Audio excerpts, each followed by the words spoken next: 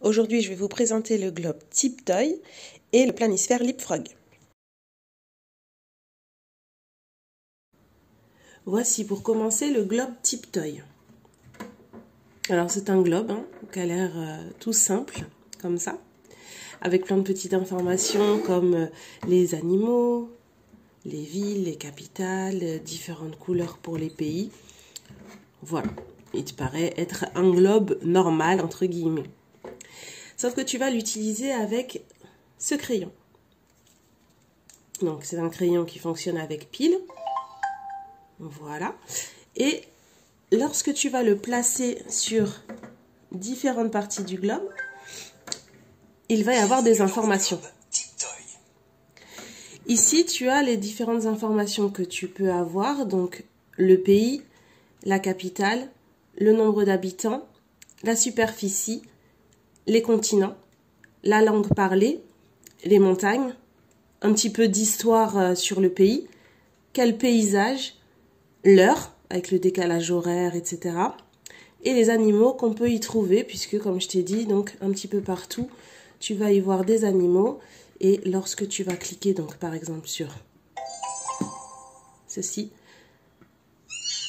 Pour effrayer ses congénères, les babouins bâillent la bouche grande ouverte, afin de révéler leurs dents longues aiguisées. Les babouins considèrent le bâillement comme un acte extrêmement menaçant.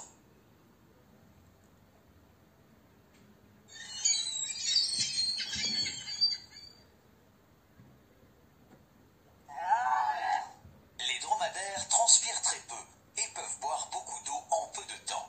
Cela leur permet de tenir près de 2 semaines sans boire dans le désert. Le planisphère fonctionne sur le même principe avec un stylo, donc ici appelé tag. C'est donc Leapfrog qui propose ça. Ils disent que le planisphère est pour les 3-8 ans. Donc il peut aussi être utilisé par des enfants beaucoup plus âgés. Puisqu'il y a plein, encore une fois, tu vas avoir plein d'informations. Donc on va allumer le crayon. Il fonctionne pareil avec des piles. Ah oui, je t'ai pas expliqué. Les crayons, donc tu vas intégrer, donc télécharger les fichiers, les jeux depuis ton ordinateur. Donc ça va être le même principe. On va cliquer pour avoir des informations, mais ici tu as beaucoup de jeux. Contrairement tout à l'heure avec le globe, ici tu vas avoir des jeux donc de plusieurs niveaux. Niveau 1, niveau 2, niveau 3. Toujours la touche répéter et la touche arrêter. Et ici, plein de petits jeux que je vais te montrer donc dans les images suivantes. Donc tu as cette face de planisphère, ici avec les enfants, les montagnes, les animaux, donc qui va être plutôt destiné aux plus jeunes. Ça c'est le tag qui se met en veille. Voilà. Et je vais te montrer, tu vas voir, sur l'autre face, il y a aussi un planisphère, mais qui là va avoir moins d'images, qui va être plutôt destiné aux plus grands. Voilà, donc ici il y a aussi des jeux de niveau 1, niveau 2, niveau 3.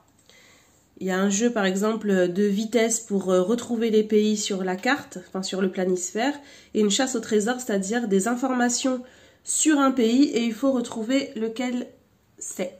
Donc ici, simplement les pays avec des couleurs différentes.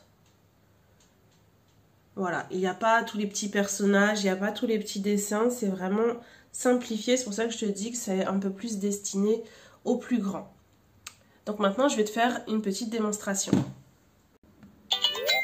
Bienvenue à bord, l'ami. Tout globetrotter doit avoir un surnom. Une carte est un type de dessin spécial qui montre où se trouvent différentes choses, comme les pays, les villes, etc. Par exemple, tu peux te servir d'une carte pour apprendre le nom des lieux. La légende explique les symboles et les couleurs utilisées sur une carte. Explorons l'Océanie. Cela nous indiquera la distance qui sépare les enfants sur la carte. Pour apprendre à connaître les gens, il faut leur poser des questions. Pour commencer, touche l'un de ces boutons. Bonjour, vie, nourriture ou musique. Niveau 1. Les 6 continents. Il est temps de montrer ce que tu sais.